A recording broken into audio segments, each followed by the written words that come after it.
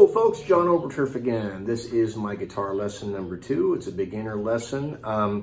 Today I'm going to be teaching you the chords E, G, D, and A.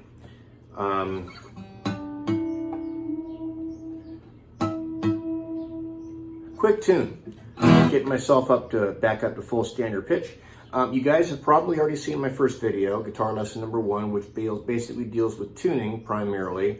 Talks about string numbering, fret numbering, and also the tuning, and there's something else in there, and I'm just having a hard time remembering right now. Remembering things are hard. Anyway, oh, and I taught you guys the chords E and D, I do believe. Okay. Well, anyway, yeah, I'm pretty sure I taught you guys E and D. Well, I'm going to be covering E and D again. It's going to be E. I'm going to be talking about E, G, D, and A, and also a strumming exercise that will help you to kind of get started too. Strumming exercise I'm going to teach you is a strumming exercise that I've seen a lot of other YouTube guitar teachers using. Seems pretty standard, and it's probably a good place for you to start and understand. I'm going to demonstrate the strum using the E chord. So if you've already seen my first video, you already know how to do the E chord, but we'll cover it again. So the strum that I'm going to teach you is basically, you're going to want, it's a strum that allows you to kind of keep your hand in motion like this, okay? Although you're not going to be hitting the strings every time you make a pass. It's going to help you mechanically achieve the strum that you need to do. So it's not going to sound like. I'm going to be teaching a very popular strum that you can use in many situations. The strum is basically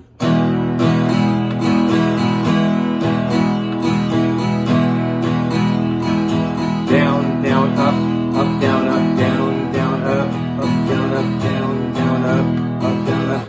Now you notice that during that entire time, my hand didn't stop, it kept going. It's just, what you're going to want to do is, the strum is basically going to be down, without doing the hand motion. I'm just going to show you it's down, down, up, down, down,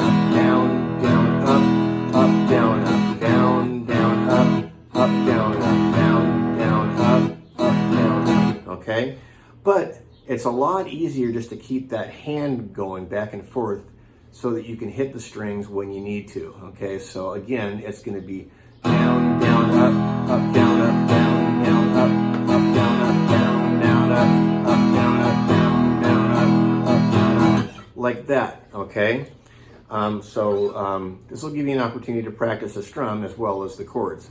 So what I'm going to do, first chord, we're going over the E again. So basically what you'll do is you'll take your first finger or your index finger, place it on the 3rd string, 1st fret, like so. You'll take your middle finger, place it on the 5th string, 2nd fret, like so. And your ring finger, place that on the 4th string, 2nd fret, like so, okay? That's your E. Okay?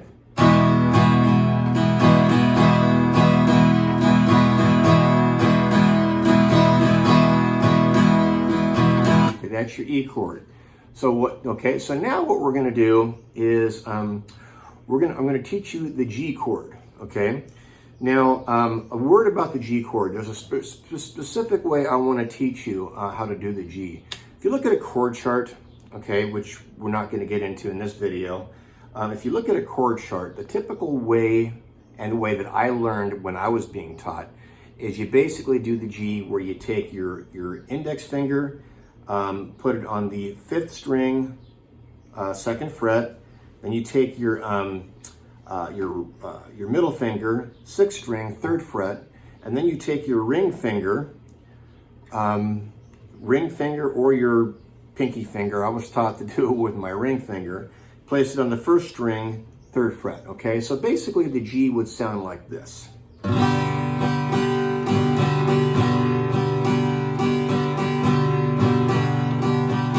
Okay, and that's the actual way you're supposed to do a G if you're looking at a chord chart. But there is another way of doing this, which you're probably gonna want to get used to. And if you do it this way, you'll never lose, because this is the way that most everyone is actually doing the G. There's a time to use this particular G, okay? And there's a name for this particular G chord that I'm going to show you. Basically, this is the way that a lot of acoustic guitar players, or even electric players for that matter, because this particular version of the G just sounds fuller, it sounds more melodic. And if you're playing electric guitar, particularly if you're driving your amp or using a distortion box, it's going to make it sound thick and fat too.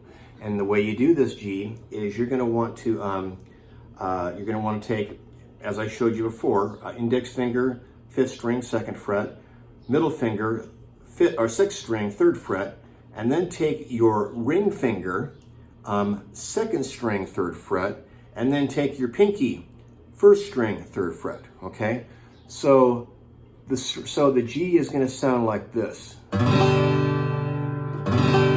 Okay, again, that is I don't know what the actual name of the chord. There's a name for the chord is.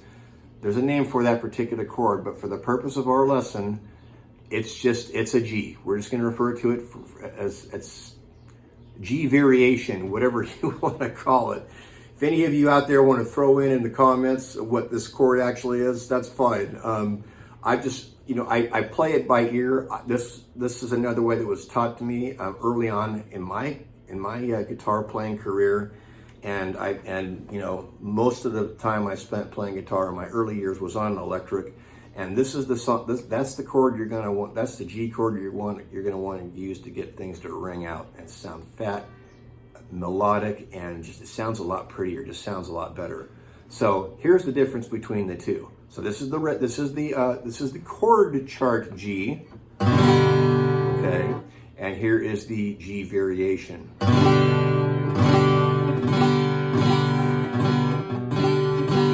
I can lift off the string with my ring finger so you can hear the difference.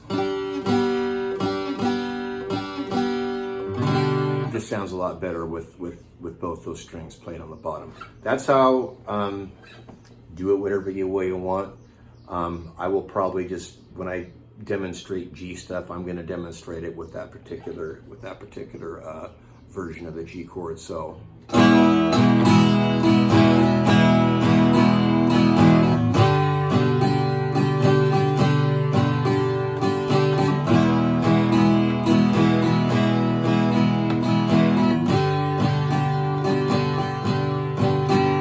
okay, so that's your E and your G. Now the D chord. D is, and I've showed you this before in my first video, 1st finger, 3rd string, 2nd fret, middle finger, 1st string, 2nd fret, like so, and ring finger, 2nd string, 3rd fret. Okay, so I should kind of get there.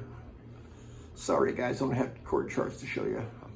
And then there's your D. Okay.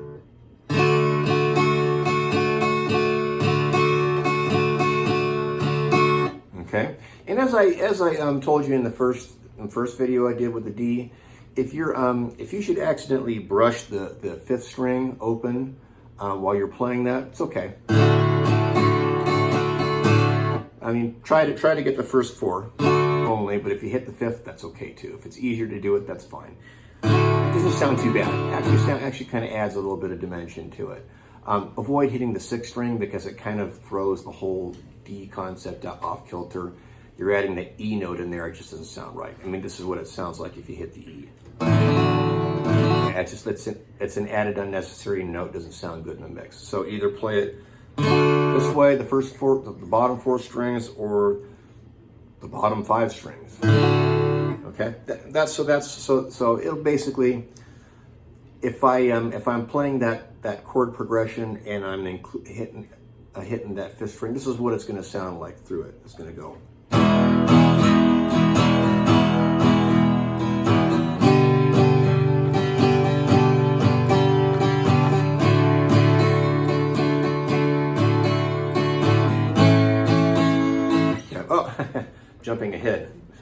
that's the next note I'm going to teach you is the A chord.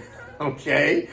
You got to squinch these fingers together. Okay. You're going to take your index finger, 4th string, 2nd fret. Matter of fact, all these strings you're going to be playing are going to be in the 2nd fret. Index finger, 4th string, 2nd fret. Middle finger, 3rd string, 2nd fret. And ring finger, 2nd string, 2nd fret. Okay. Well, basically, you're going to be chording 3 strings in a row, and this is how it should sound.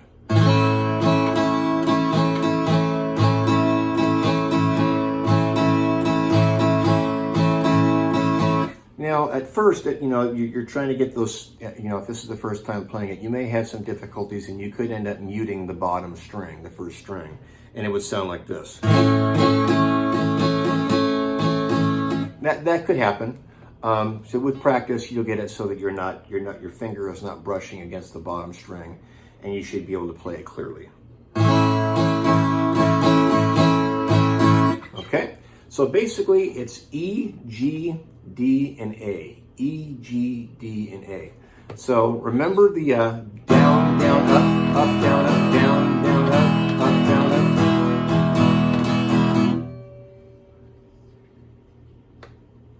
And just keep that hand going. That'll be the easiest way to keep that rhythm going, okay?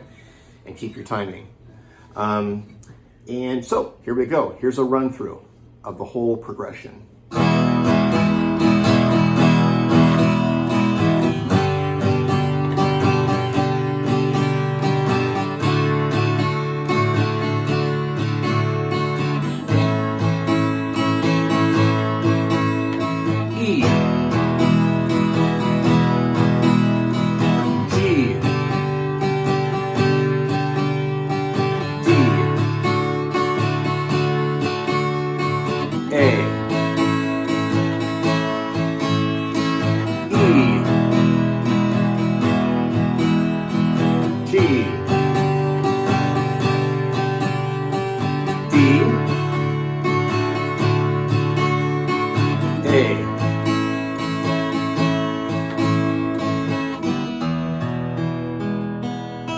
And there you go. That concludes lesson number 2, folks. A beginner lesson. That's a great next step. If you guys have not seen my first video, I'm going to put a link to it in the description below so that you have an opportunity to catch up. And the one thing I'll say about the first video is I talk about the concepts of tone generators, where you hear a tone at 83 hertz and 440 hertz. And basically, I added some YouTube links to some videos so that you can just hear that tone. It's good to know what those tones are so that you know where to start when you're tuning your guitar. If you're new to tuning, you'll know where you want your A string and your E string to be. Focus on I gave you two tone generators. Focus on the 83 hertz tone for the purpose of getting your bottom E string, your 6th E string set up, because you want to get that in standard tuning, and then you can tune the rest of the strings to the below as instructed in the video, so that way you achieve standard tuning, pitch perfect standard tuning. So that will be your 83 hertz. Anyway, watch the video if you haven't. It's kind of a long video. It's about 25 minutes. I apologize for that. I tried to keep it as short as I could. It ended up being 25 minutes, but I think I covered what I feel to be important topics. And this video is a little shorter. I don't want to keep going here. I'm kind of rambling again. I hope this second lesson was good for you and will help you get started. So practice that, and I got to figure out what we're going to do for lesson number 3, but that's about a week away. One last thing before you go: if this video has helped you, and you like this video, do me a favor if you would, please. Below the video screen here, there's a link with a subscribe button. Hit that subscribe, and then there's another like a bell icon that'll appear. Click that bell, and then there's a drop-down menu to select to all. That way you'll get all notifications about all my videos. Now, you'll get basically anything that I do, whether it be music or something else on my page. I use my page for multiple things. And I have a playlist specifically for my guitar lessons. So, but click that so you're kept abreast of my videos. And if you like this video, there's a little like button. Click the like one, the one with the thumbs up. Don't click the one that's got the thumbs down. We don't want to click that. Click the like button. Click the thumbs up button if you like this video. It helps my channel. When you do that, it helps it grow. And matter of fact, on behalf of all the other YouTubers out there, if there's videos that you like, and you like the content of those creators, do the same thing for their channels as well. It only helps them. Click that like and the subscribe so you can let them know that what you're doing is good, and it just helps them build their channel. So it's good for all of us content creators. I hope that was good. Again, I will put I'll put a link to the first video down in the description, and we'll see you next time. Have a great day.